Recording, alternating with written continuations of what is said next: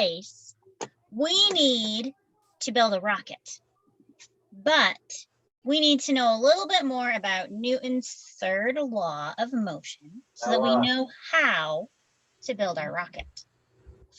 So let's watch a video that explains Newton's third law.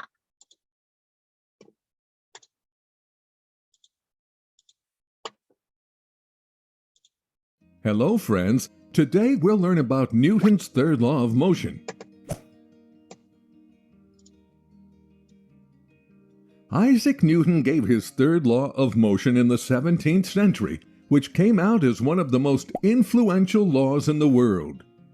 Newton's third law of motion states that for every action there's an equal and opposite reaction.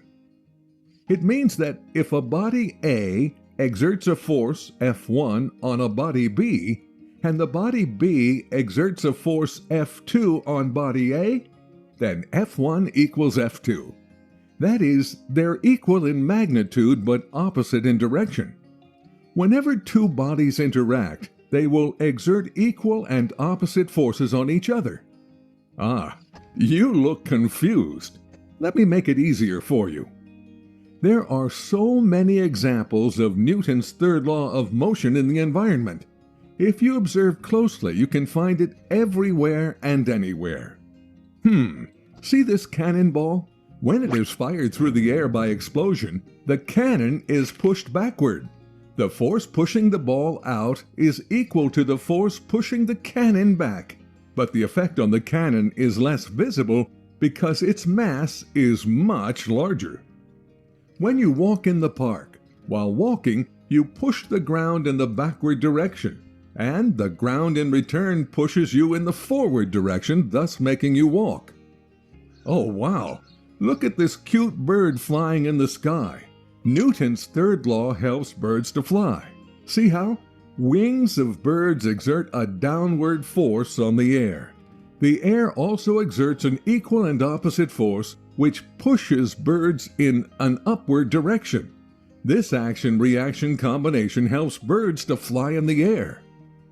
Think about your swimming class. You push the water backwards with your hands, and in return the water pushes you forward, thus enabling you to go forward during swimming. Oh, you want to go home riding your bike? See how Newton's law applies to this. When you push the pedal, the parts of the tire which touch the ground pushes it backward. Ground also pushes the tires forward with the same force. So the parts of tires on Earth form an action and reaction. So what happens to Earth when your tires are applying force to push it backwards? Nothing happens, since the Earth is very big as compared to your bike. Force applied by your tires does not move it backwards, but force applied by the Earth pushes it forward. Now you know a lot about Newton's third law of motion. Stay tuned for more videos. Bye-bye. All right. Now that you know that every action has an opposite reaction, we're going to build a rocket. And when we exert force on our rocket, there is going to be a reaction. We'll be able to shoot a rocket up into the air. So we are going to need our bottle, our two straws. One of your straws might be in paper, so you can take the paper off and throw it in the garbage, not on the floor. We are going to need our clay, some scissors, tape, and our triangles. These are our fins. If you have a piece of paper that has extra white space, we need that to build the tip of our rocket. If your paper has no extra white space, you're going to need some paper from your classroom so that you can build the tip of your rocket. So to start, let's cut our fins apart.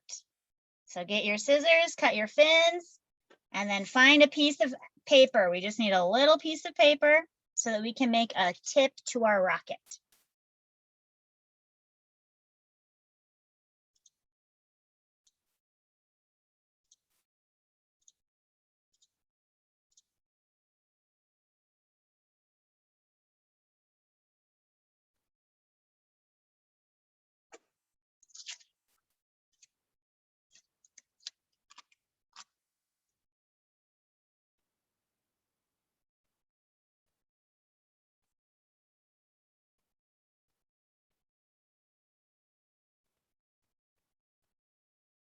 You might need an extra piece of paper for your tip, but you can cut out your little fins with those scissors. We should have 4 fins, and then we need a little piece of paper to make a tip for our rocket.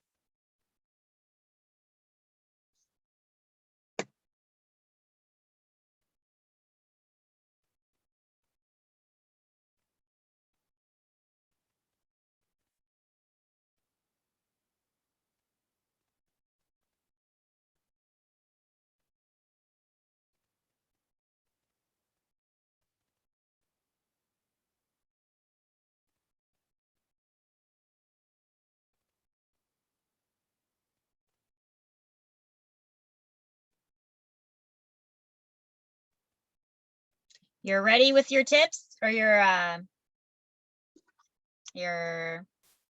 tail fins? Good. Not yet. We're still cutting. Good. All right, 1 room is ready. They're all ready with their tail fins. 3 other rooms are cutting.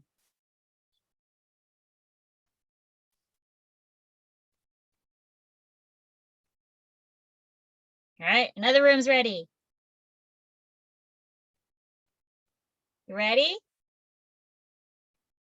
We have some cutters still. All right, if you are ready to move on to your next step, you can take out your clay and start warming it up. We're going to need to make some clay snakes, and they are much easier to make if we have warmer clay. So start to warm up your clay while we're waiting for the last few people to finish cutting their fins up.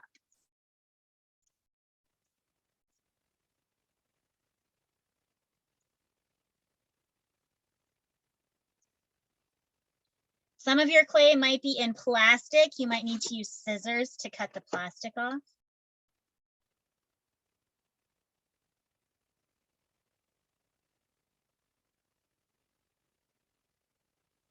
All right, I think we are ready to move on. So our first step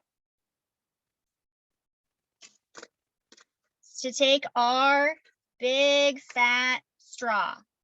I think we all have red straws that are bigger than our clear straw.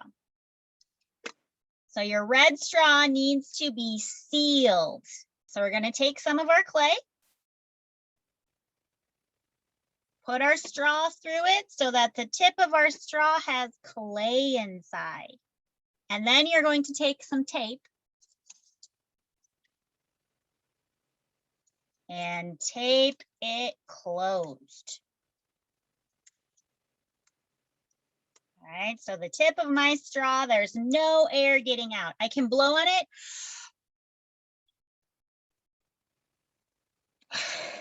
No air comes out. It's completely sealed. Don't blow until you have your tape on, otherwise your clay might come flying out.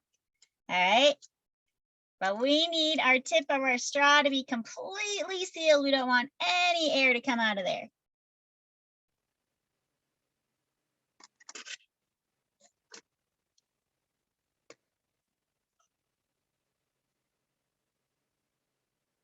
So if you push it through some clay first, the clay will stick in your straw, and then you can take the tape and tape the tip of the straw closed.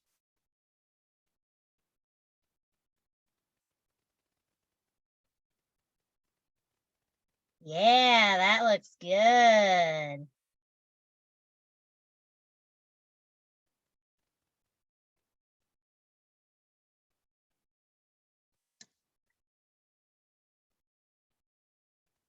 All right, once you have your straw sealed shut, there's clay stuck inside, there's the tape on the end, there's no air coming out.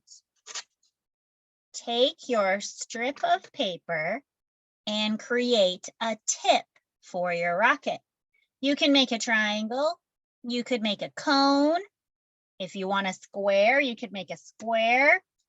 Design whatever rocket tip you would like, and then put it on top of your straw. You can tape it on.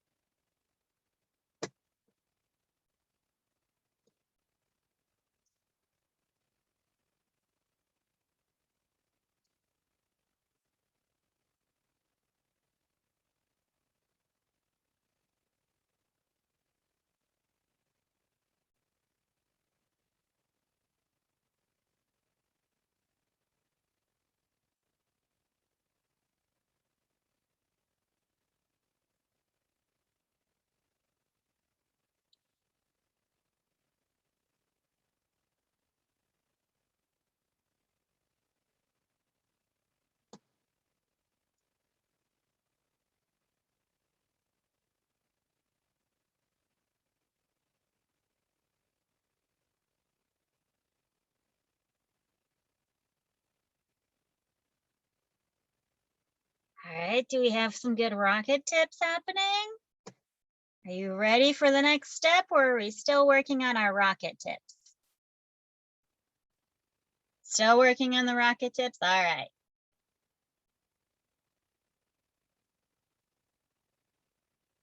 You can make it look however you want. You can make a triangle, you can make a square, anything that you would like on the end of your rocket tip.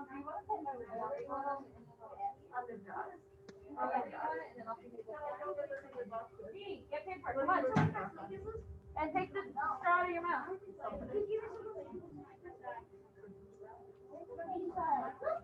Here. My tape isn't sticky anymore. There's tape right there. Wait, how did you do that? Look, you can do it How did I do this one? I have an extra piece of paper that I made into a cone, and then I'm just setting it on my rocket.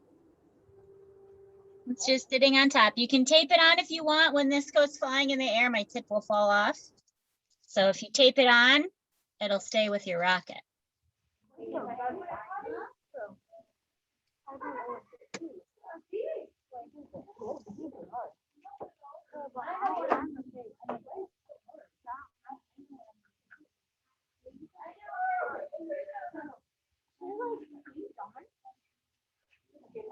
All right, who's ready with rocket tips? No one. No. You can make any shape you want and tape it on.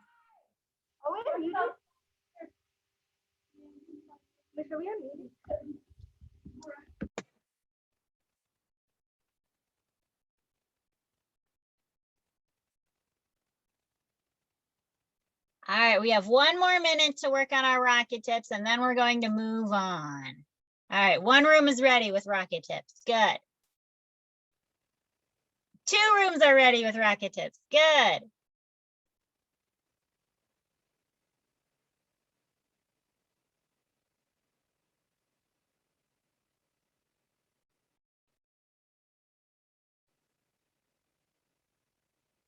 All right, we can work on your rocket tips later. So we're going to set that part aside. Now we are going to build our rocket. You need to take your clay and you need to make a clay snake. Big, long clay snake. Okay, we don't want to use all of the clay at once. You can just take off a little pinch and then start making a clay snake, all right? My snake is a little longer than my fingers.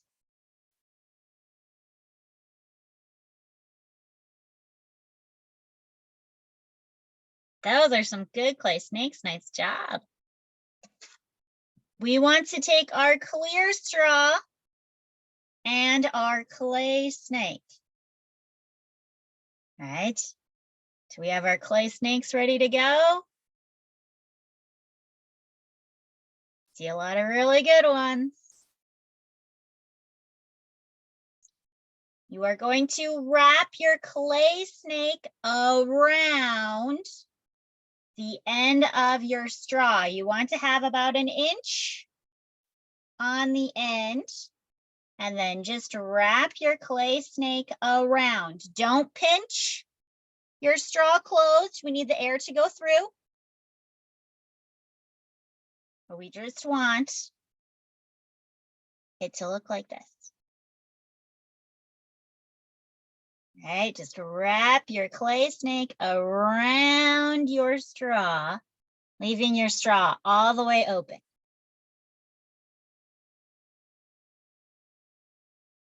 And I have about an inch, a big inch on the end. Looks good. When you have your snake wrapped around, you want the small end down. Take your water bottle and put the snake on the bottle. All right, you want to seal your bottle closed using that clay snake.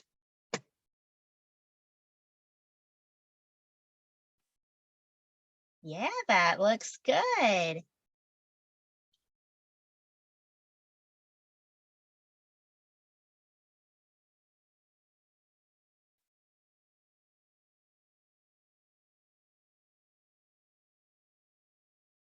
All right, now, my clay snake has some little holes around my straw where air can come through, and that's no good. So I'm going to make one more clay snake and wrap it around my straw. We don't want any air to come out, otherwise our rocket won't fly.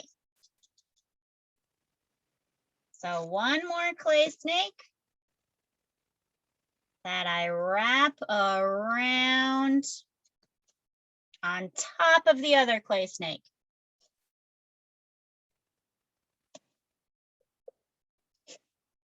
All right, and that usually helps to keep all of the air from escaping. The only place where the air can escape is our straw. We don't want any coming out down here. So when you get that all lined up, all squished together, you can squeeze your bottle and you should feel air coming out.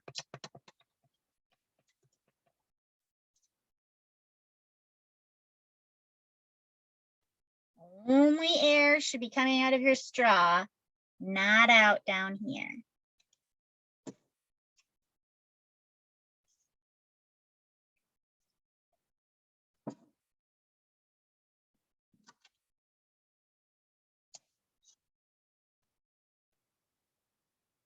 Not ready?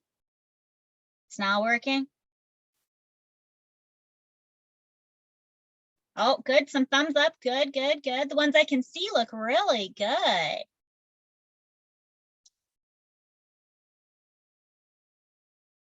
All right, if you are ready, take your rocket, put it on the straw, and let's see if we squish, what happens? My rocket blasted off.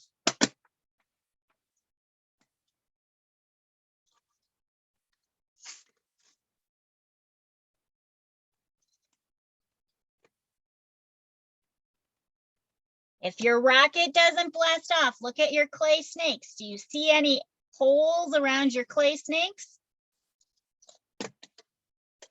Make sure you tested it like this. Is air coming out? We don't want to have a pinched straw. Then we don't have any rocket.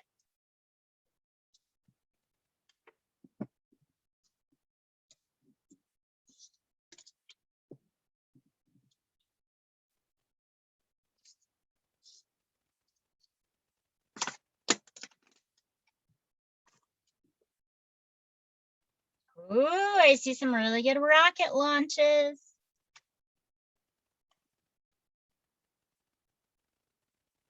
Make sure you're being careful where you're launching your rocket. We don't want to launch it into any friends.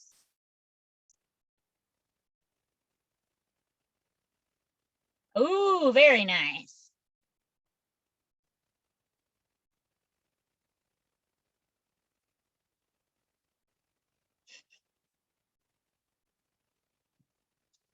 All right, now, remember those fins that you cut? They can get taped on the bottom of your rocket and you can do another test. Does your rocket fly straighter if it has fins on? So take those fins and tape them onto your straw.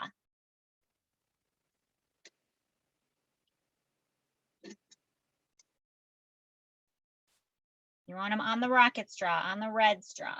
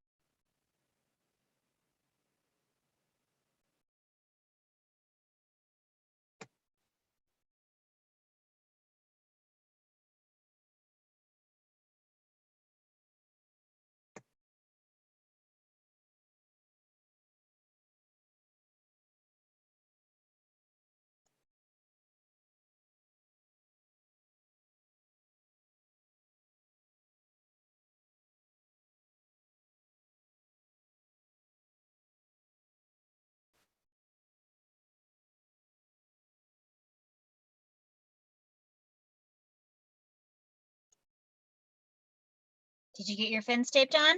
Do you have a better rocket with fins on? Or do you like the rocket without the fins?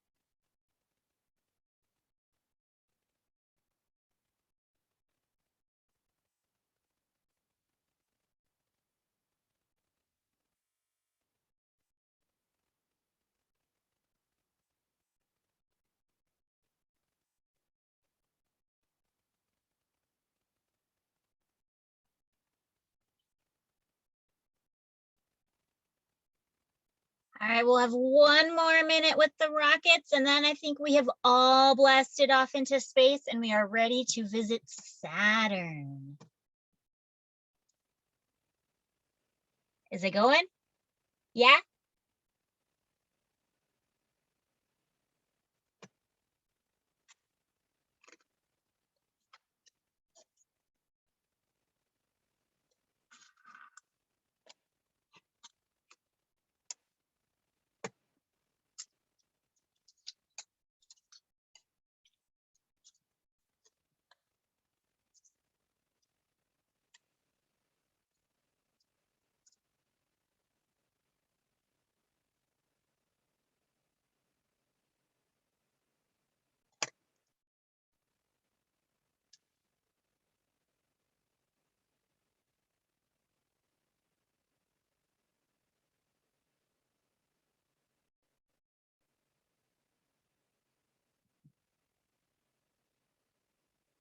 All right, we are all going to go to Saturn. So let's learn more about the planet Saturn.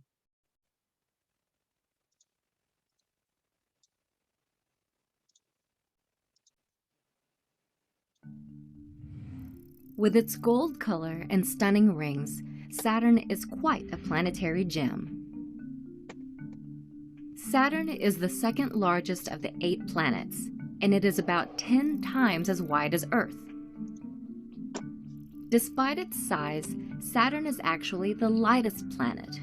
It is predominantly made of the gases hydrogen and helium, and because of its particular gaseous composition, Saturn is the only planet in the solar system that's less dense than water.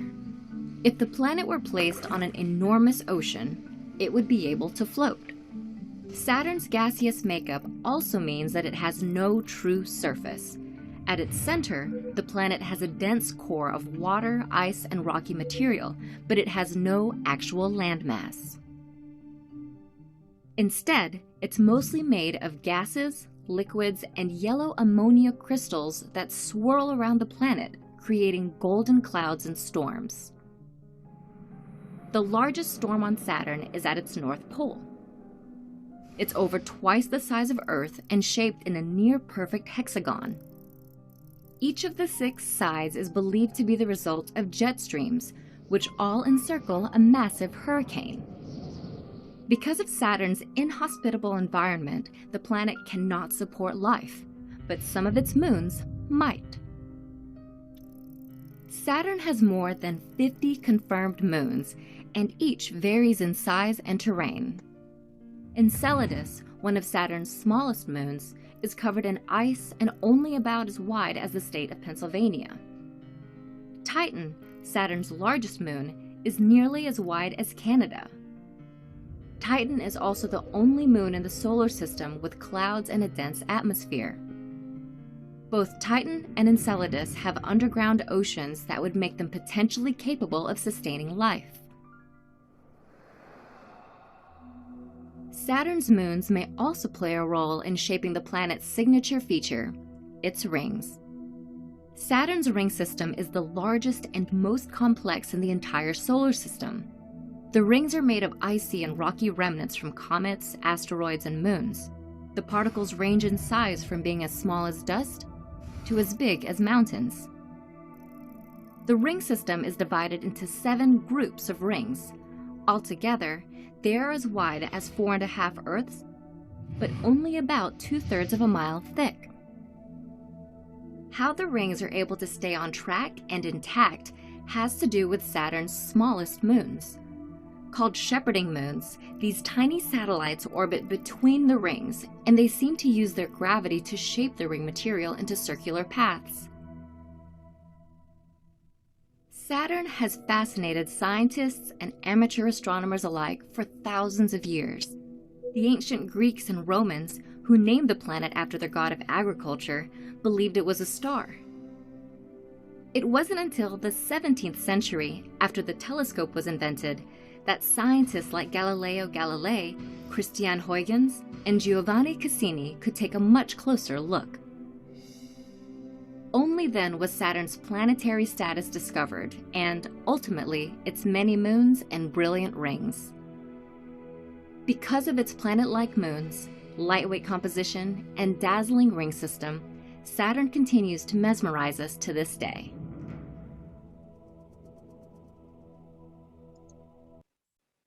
All right, so let's build a Saturn. We are going to need our styrofoam ball that is cut in half. We are going to need our CD. And you should have a toothpick and some paper clips. All right. So step 1 is to find your toothpick and break it in half. You want to have 2 little toothpicks, 1 toothpick broken in half. Very good job. You are going to take your styrofoam ball, one half of it. Take your CD. Kind of find the middle. And then stick your toothpicks through your CD hole. Okay. So I have my 2 toothpicks. They go through the center of my CD.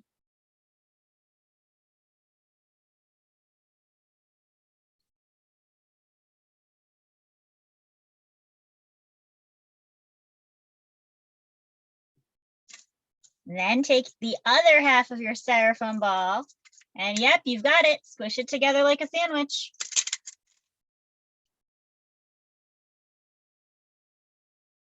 All right, and now you have created a Saturn. If you have some markers or some glitter or anything else that you would like to use to decorate your Saturn, you can. But one thing to remember is that Saturn spins on an angle. So we're going to stretch out our paper clip to make a hook. And we need to put it into our Saturn at an angle. So take your paper clip, stretch one side of it out so that it's all straight-ish. Yep, just like that. And then you can put it into your Saturn. And it's all ready to hang and spin around. Very good on an angle.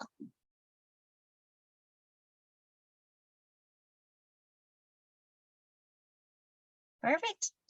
So you can decorate your Saturn however you would like.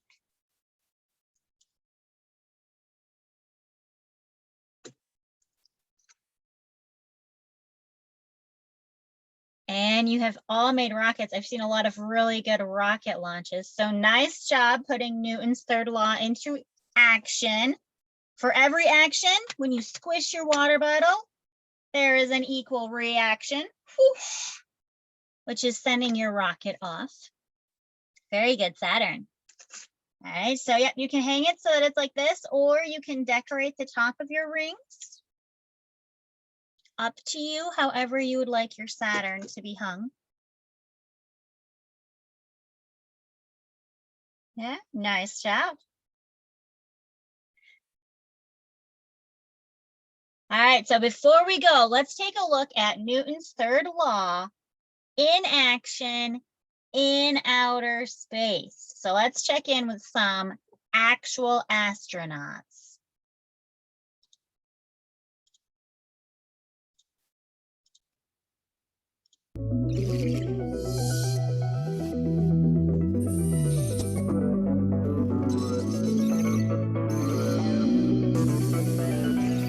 Welcome to the International Space Station. I'm NASA astronaut Mark Vande Hei. Today, we're going to talk about Newton's third law. How do you think it will hold up in microgravity? For every action, there is an equal and opposite reaction. This means that in every interaction between two objects, there are a pair of opposite forces acting on each object at the same time, a force pair. You can see that there are many examples on Earth.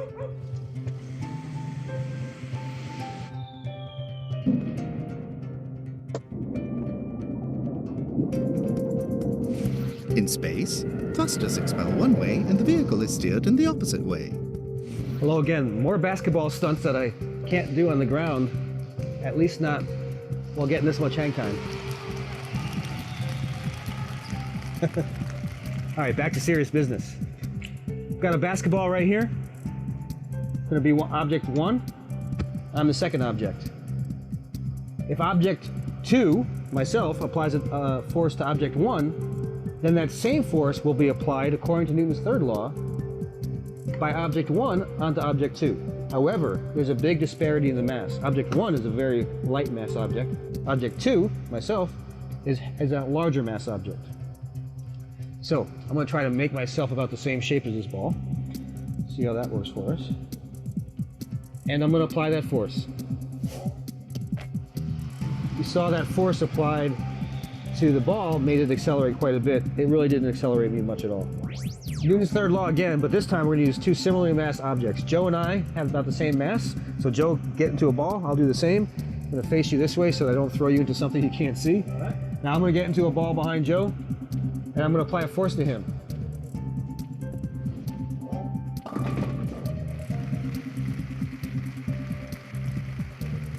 Notice that when I applied a force to Joe, it accelerated Joe away from me, but I got accelerated away from him as well, because the force applied to Joe ended up being the same force that was applied to me.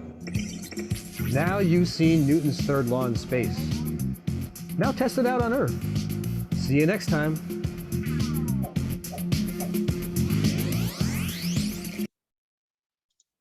So there you go. Newton's third law in action in outer space. So very good job today, everyone. Awesome rockets. You did really, really well. Very good launches. Have a great afternoon.